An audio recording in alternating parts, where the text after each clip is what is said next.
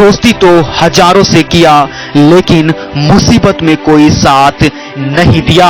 तो सुन, अब कर ले इन किताबों से दोस्ती, कोई तेरा साथ दे या ना दे, ये किताबें हमेशा तुम्हारी साथ देगी, एग्जाम हो या कोई मुसीबत।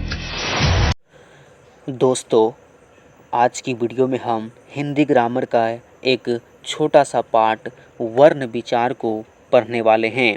दोस्तों, आज की क्लास में हम वर्ण विचार को बेहतरीन तरीके से समझने का प्रयास करेंगे। इसके पूरे बैकग्राउंड को देखेंगे और बेसिक कंसेप्ट विथ ट्रिक के साथ बेसिक कंसेप्ट को भी समझने का प्रयास करेंगे। और लास्ट में टॉप 30 वीवीआई ऑब्जेक्टिव क्वेश्चन को भी देखेंगे, जो कि टेस्ट के तौर पे रहेगा। पहले हम आपको पूरा बेसिक कंसेप्ट समझाएंगे वर्ण विचार का, फिर लास्ट में टॉप 30 वीवीआई ऑब्जेक्टिव क्वेश्चन भी करवाएंगे, जो कि आपके पिछले एग्जामों में पूछा जा चुका है। तो दोस्तों, आप इस वीडियो में बने रहिएगा लास्ट तक, मज़ा आने वाला है। चलिए शुरुआत करते हैं। दोस्तों, आज का पहला क्वेश्चन ये है कि वर्ण विचार किसे कहते हैं। दोस्तों, आपको बताना है कि वर्ण विचार किसे कहते हैं। दोस्तों, बिल्कुल सिंपल है। व्याकरण का वह भाग जिसमें अक्षरों या वर्णों के उच्चारण, आकार, भेद तथा उनसे शब्द बनाने के नियमों का वर्णन हो, तो उसे वर्ण विचार कहा जाता है। दोस्तों, सिंपल है वर्ण विचार, वर्णों के ऊपर विचार करना।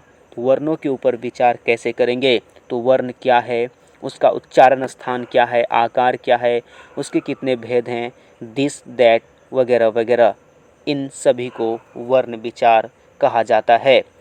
इन सभी प्रक्रियाओं को वर्ण विचार कहा जाता है। दोस्तों, आप सिर्फ इन्हें एक बार देख लीजिए, याद करने की ज़रूरत नहीं है। चलिए हम आगे बढ़ते हैं। आगे समझने का प्रयास करते हैं कि वर्ण को अक्षर भी कहा जाता है। वर्ण को अक्षर भी कहा जाता है, इसे आप नोट कीजिए। दोस्तों, एक बात हम आपको बता देते हैं, यदि आप इस वीडियो को देख रहे हैं और आपको लग रहा है कि ये चीज़ हमें पता नहीं है, तो बस उस पॉइंट को अपने कॉपी में ज़रूर लिख लीजिएगा अभी जस्ट। चलिए आगे बढ़ते हैं। आगे है कि वर्ण किसे कहते हैं। वर्ण किसे कहते हैं।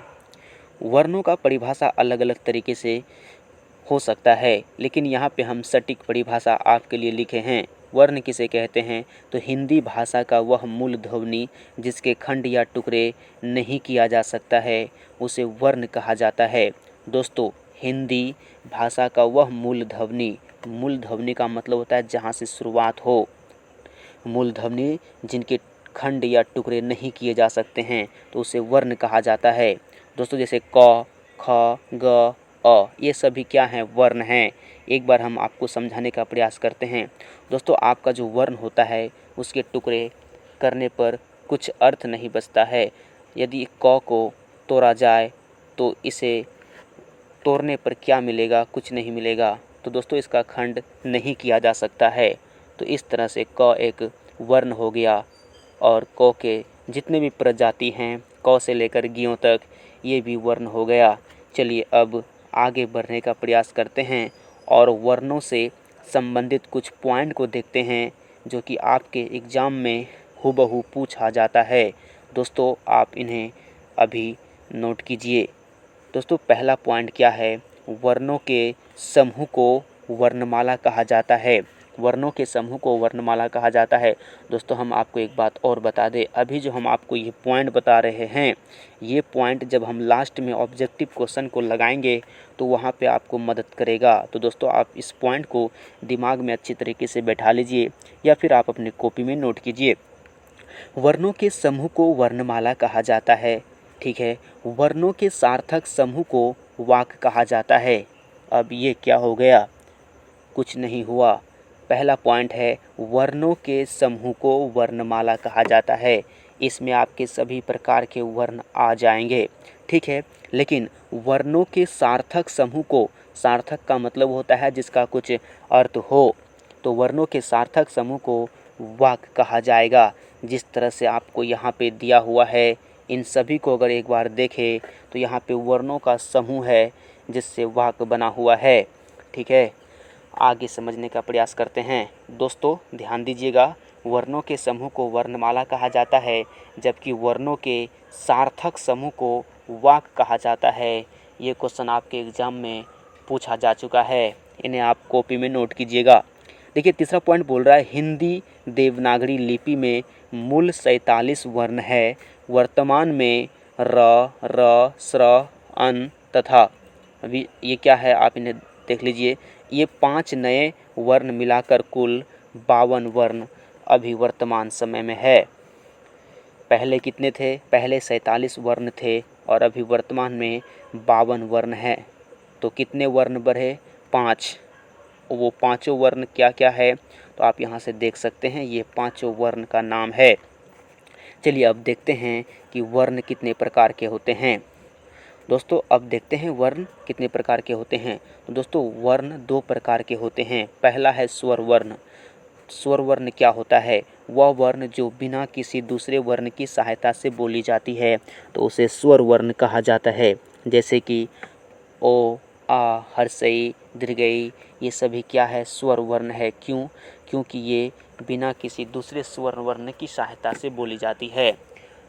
आगे देखिए, वर्ण 2 प्रकार के होते हैं, स्वर वर्ण और व्यंजन वर्ण। स्वर वर्ण आपको समझ में आ गया, जो बिना किसी दूसरे वर्ण की सहायता से बोली जाए, जो अपने आप में क्या हो? स्वतंत्र हो, किसी के भरोसे ना रहे, तो स्वर वर्ण होता है। अब स्वर वर्ण से संबंधित कुछ पॉइंट जो आपके एग्जाम में हूबहू पूछा जाता है। पहला पॉइंट, हिंदी में स्वर वर्णों की संख्या 11 है। मोस्ट इम्पोर्टेंट, हिंदी में स्वर वर्णों की संख्या कितनी है? 11 है। स्वर वर्ण 3 प्रकार के होते हैं। स्वर वर्ण 3 प्रकार के होते हैं। कौन कौन होते हैं? तो ह्रस्व वर्ण, दीर्घ वर्ण और प्लुत या इसे संयुक्त वर्ण भी कहा जाता है। तो दोस्तों ह्रस्व वर्ण क्या होता है? जिसके उच्चारण में एक मात्रा का समय लगे, जैसे अ, हर्षई, हर्षऊ, ठीक है, इसमें एक मात्रा का समय लगता है तो उसे ह्रस्व वर्ण कहा जाता है। आगे है दीर्घ वर्ण। ये क्या होता है? जिसमें 2 मात्रा का समय लगे, जैसे कि आपका यहाँ पे है आ, दीर्घई, दुर्गऊ, ठीक है, इसमें थोड़ा जोर से बोला जाता है। ये हो गया आपका अ, 1 मात्रा का समय, ये हो गया आपका आ, 2 मात्रा का समय। तो आपका अ हो गया ह्रस्व वर्ण और आ हो गया दीर्घ वर्ण। आगे है प्लुत या संयुक्त वर्ण। दोस्तों प्लुत या संयुक्त वर्ण क्या होता है, इन्हें आप देखने का प्रयास कीजिए। दोस्तों यहाँ है ए, ओ, हे, राम, ये सभी क्या है आपका? तो प्लुत वर्ण, जिसे संयुक्त वर्ण भी कहा जाता है। तो दोस्तों यहाँ से स्वर वर्ण हुआ खत्म। चलिए अब देखते हैं व्यंजन वर्ण को।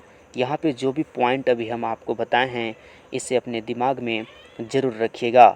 दिमाग में तो ज़्यादा समय तक रहेगा नहीं, इसीलिए आप इसे अपने कॉपी में नोट कीजिए, ताकि आप समय समय पर उन्हें खोलकर एक बार देख सकते हैं एग्ज़ाम से पहले पहले।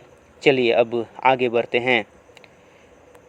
चलिए अब यहाँ से आप देखिए, जो आपका वर्ण 2 प्रकार के हैं, उनमें से दूसरा है व्यंजन वर्ण। अब ये व्यंजन वर्ण क्या होता है? तो वह वर्ण जो स्वर वर्ण की सहायता से बोली जाती है तो उसे व्यंजन वर्ण कहा जाता है। वह वर्ण जो स्वर वर्ण की सहायता से बोली जाती है तो उसे व्यंजन वर्ण कहा जाता है। जैसे कि क, ख, ग, ये सभी क्या है? व्यंजन वर्ण है। क्यों? क्योंकि इसमें जो है ना अ का उच्चारण आता है, अ का, और ओ क्या है? स्वर वर्ण है। तो ये स्वर वर्ण की सहायता से बोली जाती है। जैसे कि यदि आप सही से बोलेंगे क, तो इसमें अ का उच्चारण आता है और अ क्या है? स्वर वर्ण है। तो दोस्तों वह वर्ण जो स्वर वर्ण की सहायता से बोली जाती है उसे व्यंजन वर्ण कहा जाता है। समझ में आ गया होगा। अब देखते हैं पॉइंट को, जहाँ से आपके एग्ज़ाम में क्वेश्चन बन जाता है। पहला है कि हिंदी में व्यंजन वर्णों की संख्या 41 है, जबकि स्वर वर्ण की संख्या अभी हम आपको बताएं 11 है। आगे है व्यंजन वर्ण को 7 वर्गों में बांटा गया है। व्यंजन वर्ण को 7 वर्ग में बांटा गया है और इन 7 वर्ग से भर भर के क्वेश्चन पूछा जाता है। इन सातों वर्ग को आप ध्यान में रखिएगा और इन सातों वर्ग को क्या क्या कहा जाता है आप इन्हें एक बार देख लीजिए। दोस्तों, व्यंजन वर्ण को 7 वर्ग में बांटा गया है। व्यंजन वर्ण को 7 वर्ग में बांटा गया है। उन सातों वर्ग को हम दिखाने का प्रयास करते हैं। देखिए, पहला है क वर्ग। क वर्ग में क्या क्या आता है? तो क, ख, ग, घ, अंग, ये सभी आपके क वर्ग में आते हैं। दूसरा है च वर्ग। च वर्ग में जो है आपका च, छ, ज, झ यूँ आते हैं। उसका ट वर्ग में ट, ठ, ड, ढ, मूर्धन्य त, न। उसका त वर्ग में त, थ, द, ध, न, ये सभी आते हैं। उसका प वर्ग में प, फ, ब, भ, म, ये सभी आते हैं। ये तो ठीक है, इन्हें आप याद रखिएगा। क वर्ग, च वर्ग, ट वर्ग, तो वर्ग और पो वर्ग। व्यंजन वर्ण को कितने वर्ग में बांटा गया है? 7 वर्ग में। अभी हम 5 देखे, अभी आप यहाँ 2 देखिए। ये दोनों बहुत ही इम्पोर्टेंट है, यहाँ से क्वेश्चन पूछा जाता है। देखिए, ये छठा जो वर्ग है अंतः अस्त वर्ण। अंतः अस्त वर्ण, इसमें कौन कौन से वर्ण आते हैं एक बार देख लीजिए। देखिए, अंतः अस्त वर्ण, इसमें क्या क्या आता है? दोस्तों, यहाँ तक तो आपका हो गया वर्ग वाले वर्ण। ये 25 है, इनकी संख्या कितनी है? 25 है। 5, 5, 10, 15, 20, 25 पूछा जाएगा आपको एग्जाम में कि आपको पूछा जाएगा क से लेकर म तक, क से लेकर म तक ये कौन सा वर्ण होता है? तो ये वर्गीय होता है। वर्गीय वर्ण क्या होता है? ये वर्गीय वर्ण होता है। ये वर्ग के रूप में होता है। क से लेकर म तक कौन सा वर्ग होता है? तो वर्गीय होता है। ठीक है, ये वर्ग के रूप में होता है। लेकिन इसके बाद जो बच जाता है उन्हें 2 नामों से पुकारा जाता है। पहला है अंतः अस्त वर्ण। इसमें कौन कौन आते हैं? तो आपका य, र, ल, वो। य, र, ल, वो किस में आता है? तो अंतः अस्त वर्ण में आता है। आगे है 7वां मोस्ट इम्पोर्टेंट उष्म वर्ण। उष्म वर्ण, इसमें कौन कौन आते हैं? तालव्य स, मूर्धन्य स, धन्य स, ह, ये चारों आते हैं। किस में आते हैं? उष्ण वर्ण में। तो दोस्तों, इन सातों पॉइंट से आपके एग्जाम में क्वेश्चन भर भर के पूछा जाता है। और अभी आपको लास्ट में जब हम ऑब्जेक्टिव क्वेश्चन कराएंगे तो देखने मिलेगा आपको। चलिए अब आगे बढ़ने का प्रयास करते हैं। इन्हें ज़रूर नोट कीजिएगा अपने कॉपी में। देखिए आगे क्या है। आगे है, आपको 2 पॉइंट और याद रखना है। यहाँ से 2 पॉइंट क्या है तो आप इसे यहाँ से एक बार देख सकते हैं। संयुक्त व्यंजन वर्ण। संयुक्त व्यंजन वर्ण, अब ये क्या होता है? दोस्तों, संयुक्त व्यंजन वर्ण आपके ये होते हैं अक्ष, तार, ज्ञ, स्र। ये सभी क्या है? ये सभी आपके संयुक्त व्यंजन वर्ण। क्यों? क्योंकि ये सभी दो वर्ण से मिलकर बना हुआ है। जैसे कि हम आपको समझा दें, ये जो त्र है, त्र में आपका तो है और र है। ठीक है, 2 वर्णों से मिलकर ये बना है, इसलिए इसे संयुक्त वर्ण कहा जाता है। आप इन्हें याद रखिएगा। संयुक्त वर्ण कौन कौन है? अक्ष, तर, ज्ञ, स्र। आगे देखते हैं, व्यंजन वर्ण के 2 भेद हैं। व्यंजन वर्ण के कितने भेद हैं? 2 भेद हैं। पहला क्या है? अल्पप्राण, दूसरा है महाप्राण। अल्पप्राण को समझते हैं। वह वर्ण जिसमें हकार की ध्वनि ना हो। ठीक है, वह वर्ण जिसमें हकार की ध्वनि ना निकले तो उसे अल्पप्राण कहते हैं। कैसे, क्या क्या होता है? अल्पप्राण, अल्पप्राण में हकार की ध्वनि उत्पन्न नहीं होती है।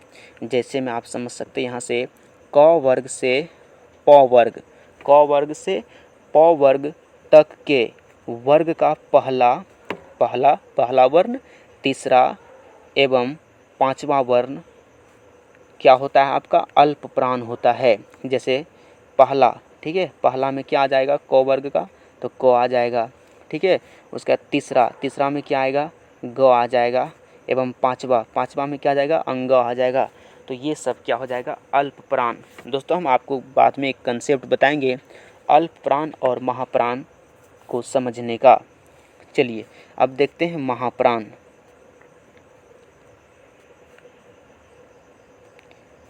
दोस्तों यहाँ पे है अब 2 नंबर में व्यंजन वर्ण 2 प्रकार के होते हैं, अल्पप्राण और महाप्राण। ये है महाप्राण, इसे समझिए। तो वह वर्ण जिसमें हकार की ध्वनि निकले, ठीक है, हकार की ध्वनि निकले तो उसे महाप्राण कहा जाता है।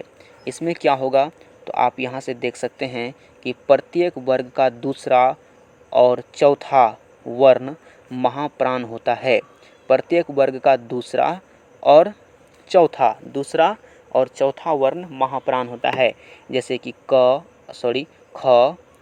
घ, झ, च, ये सभी क्या है, आपका महाप्राण है। अब समझिए कंसेप्ट किसका, अल्पप्राण और महाप्राण का कंसेप्ट। अल्पप्राण और महाप्राण दोनों को कैसे समझेंगे दोस्तों। आपका जो अल्पप्राण होता है ना, अल्पप्राण बिना एच वाला होता है। क्या होता है, बिना एच वाला होता है आपका अल्पप्राण, ठीक है।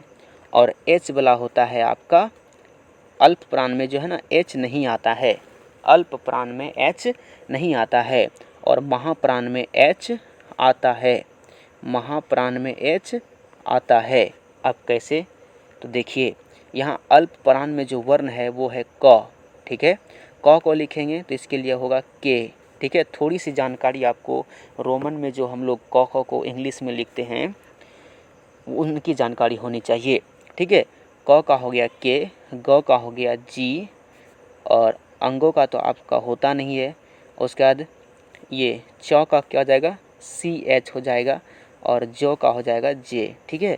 तो इसमें क्या है, एच नहीं आता है। वैसे दोस्तों च का सी एच होता है, इसमें एच आता है, लेकिन ये पहले से एच है, ठीक है, तो ये नहीं होगा। तो देखिए के अकेले है, जे भी अकेले है, जी भी अकेले है, तो ये सब क्या होगा, अल्पप्राण। लेकिन आप यहाँ पे देखिए महाप्राण में, ठीक है, महाप्राण में एच आएगा। जैसे कि आप यहाँ पे ख है तो ख के लिए क्या लिखेंगे, के एच लिखना होगा। घ है, घ के लिए क्या लिखना होगा, जी एच लिखना पड़ेगा। झ है, इसके लिए क्या लिखना होगा, जे एच लिखना होगा। छ है, इसके लिए क्या लिखना होगा, सी डबल एच लिखना होगा। तो यहाँ पे सभी में एच आ रहा है, तो ये हो गया महाप्राण। तो दोस्तों आपको समझ में आ गया होगा।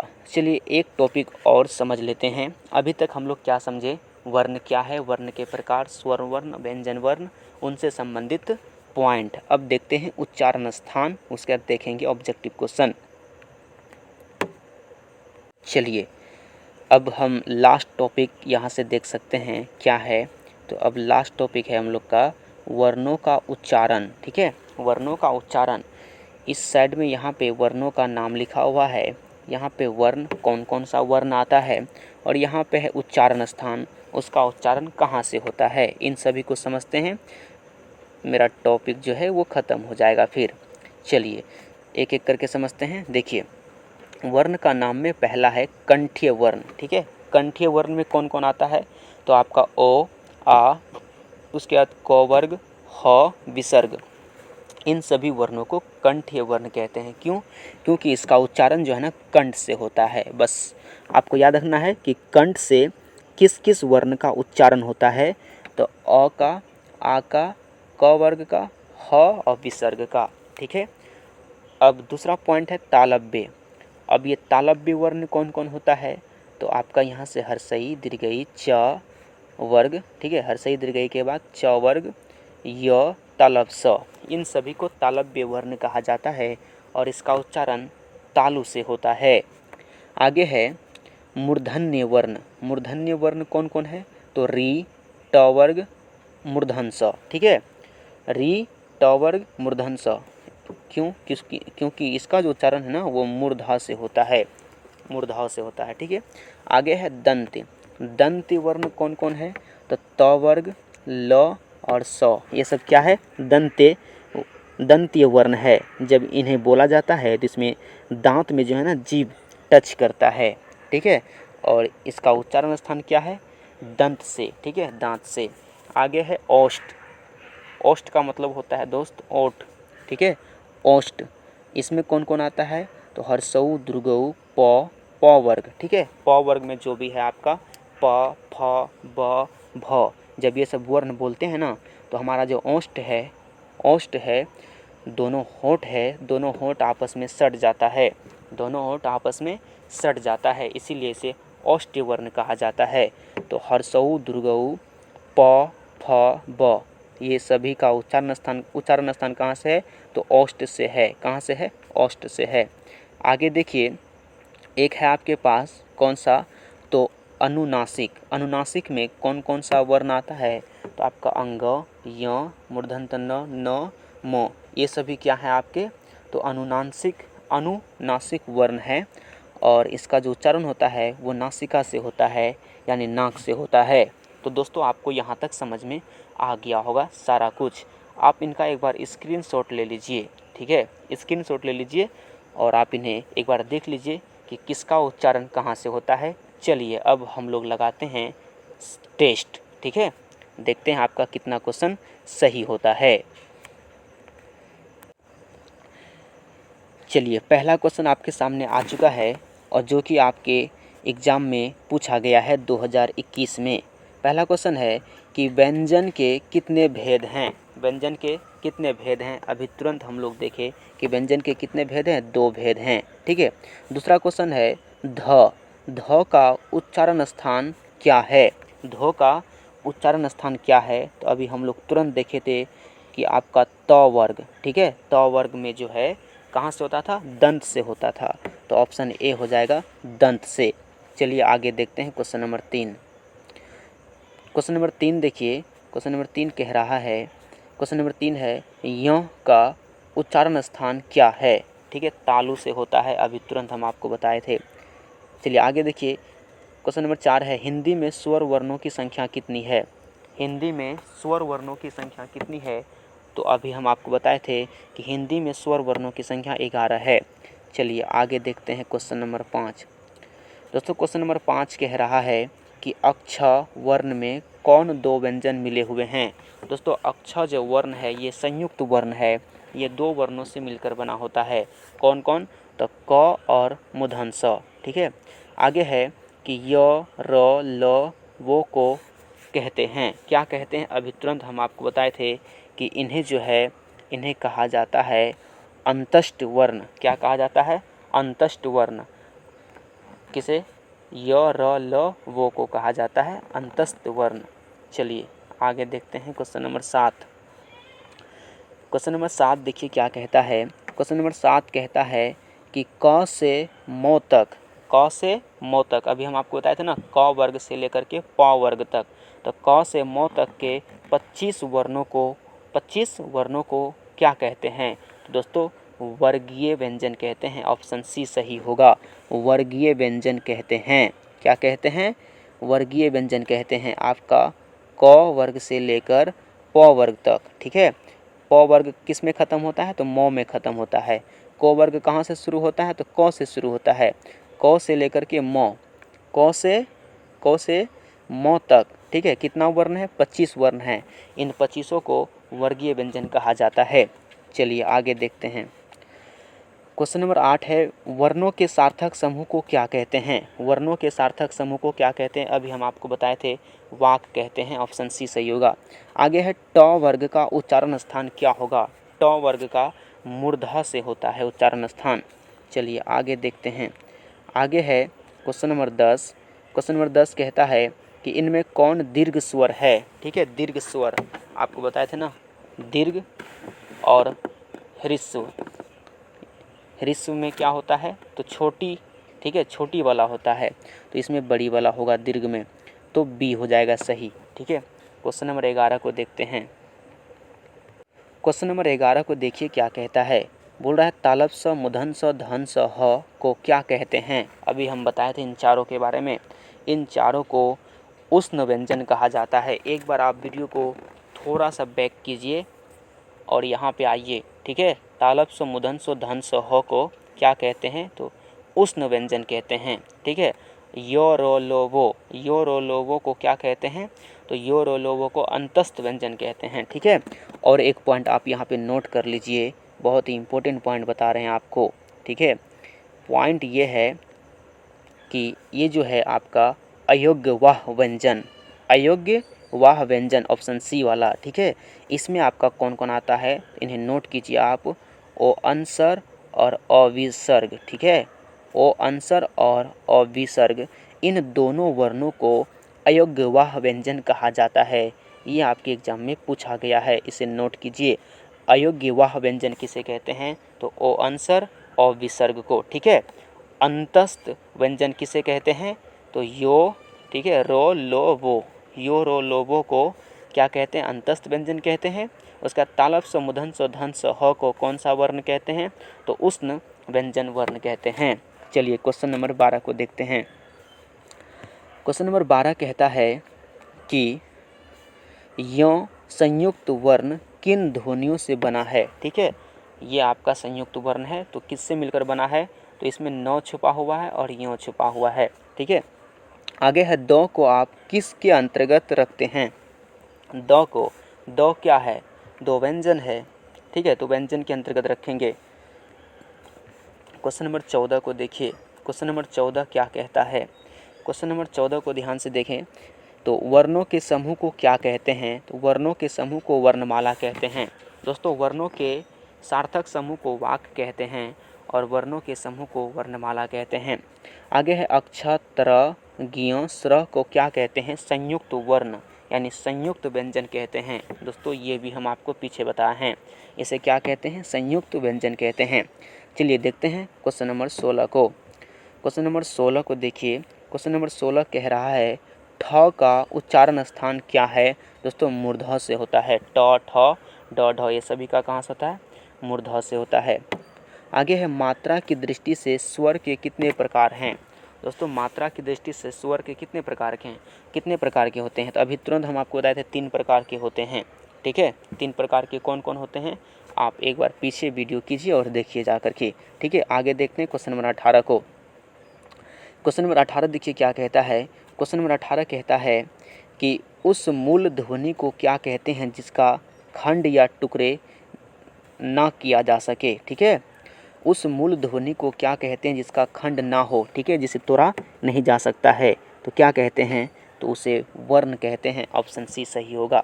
आगे है क का उच्चारण स्थान क्या है? तो दोस्तों, कंठ है।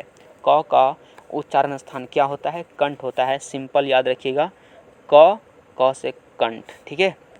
आगे चलिए, आगे देखिए 20 नंबर का। 20 नंबर में क्या कहता है देखिए एक बार।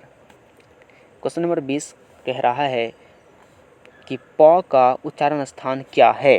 प का उच्चारण स्थान, दोस्तों यदि आप प बोलेंगे तो आपका दोनों ओठ सट जाएगा, ठीक है। ओठ सटेगा मतलब ओठ, ठीक है, ओठ हो जाएगा। चलिए देखते हैं अब क्वेश्चन नंबर 21 को। क्वेश्चन नंबर 21 देखिए क्या कहता है। कहता है कि च का उच्चारण स्थान क्या होगा? च का क्या होगा? तालु से होगा, अभी हम आपको बताए थे, ठीक है। च वर्ग का तालु से होता है, च वर्ग में जितना भी आता है। आगे है ख। ख का उच्चारण स्थान क्या है? ख का उच्चारण स्थान, दोस्तों अभी हम आपको उच्चारण स्थान जो बताए थे, उच्चारण स्थान को एक बार आप फिर से देख लीजिए, आपको सब समझ में आ जाएगा। तो ख का होता है आपका कंठ से, ठीक है। उसका मूर्धन स वर्ण का उच्चारण स्थान क्या है? तो मूर्धः से, ठीक है, मूर्धन स का मूर्धः से। आगे देखिए क्वेश्चन नंबर 24। क्वेश्चन नंबर 24 देखिए क्या कहता है कि ये जो आपका स है, इसका उच्चारण स्थान क्या है? तो दंत है, ठीक है। आगे है भ। भ का उच्चारण स्थान क्या है? तो दोस्तों प वर्ग में आता है, ये भ जो है प वर्ग में आता है, प फ ब भ, तो इसका होंठ हो जाएगा, ठीक है। ऑप्शन बी सही होगा, ठीक है। चलिए आगे देखते हैं 26। क्वेश्चन नंबर 26 देखिए क्या कहता है। क्वेश्चन नंबर 26 कहता है अक्ष ध्वनि किसके अंतर्गत आती है? यानी अक्ष क्या है? तो दोस्तों ये संयुक्त वर्ण है। क्या है ये? संयुक्त वर्ण है। चलिए देखते हैं 27 नंबर। क्वेश्चन नंबर 27 को देखिए क्या कहता है। क्वेश्चन नंबर 27 कहता है घोष वर्ण कौन सा है? ठीक है, घोष वर्ण कौन सा है? दोस्तों जिसका उच्चारण नाक से होता है, नासिका से, ठीक है, तो ये हो जाएगा 9, ऑप्शन डी सही होगा। क्वेश्चन नंबर 28 को देखिए क्या कहता है। क्वेश्चन नंबर 28 कह रहा है कि घ ध्वनि का ध्वनि स्थान क्या है? यानी घ का उच्चारण स्थान क्या है? तो दोस्तों इसका कंठ होता है। क्यों? क्योंकि ये क वर्ग में आता है। क वर्ग का जो उच्चारण स्थान होता है वो कंठ होता है। तो दोस्तों एक क्वेश्चन हम आपके लिए छोड़ रहे हैं, क्वेश्चन नंबर 29। क्वेश्चन नंबर 29 का जवाब आप कमेंट में ज़रूर बताइएगा, ताकि हमें समझ में आ जाए कि आप वीडियो को लास्ट तक देखे हैं और आपको सारा कुछ समझ में आया है। तो दोस्तों 29 नंबर में क्वेश्चन है कि ब का उच्चारण स्थान क्या है? ब का उच्चारण स्थान क्या है? ऑप्शन आपके सामने है कंठ, तालु, ओष्ठ और मूर्धन्य। ठीक है, तो इन 4 ऑप्शन में कौन सा सही होगा आप हमें कमेंट करके ज़रूर बताइएगा। तो दोस्तों आज की वीडियो में बस इतना ही, मिलते हैं नेक्स्ट वीडियो में, तब तक के लिए बाय बाय।